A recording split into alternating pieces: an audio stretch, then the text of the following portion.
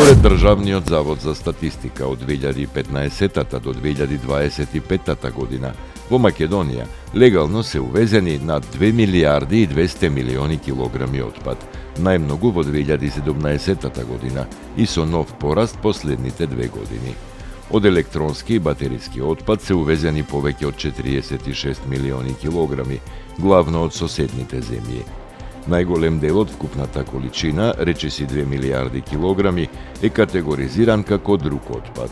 Екоактивисти предупредуваат на неусогласени номенклатури и слаб надзор, што овозможува ризик непосакуван отпад да влезе во државата. Евростат бележи над 800 милиони килограми отпад увезени од Европската унија. Дополнително, активистите критикуваат дека инспекторите немаат ресурси за контрола, а царината често не одговара на барањата за информации, што го зголемува сомнежот во системот.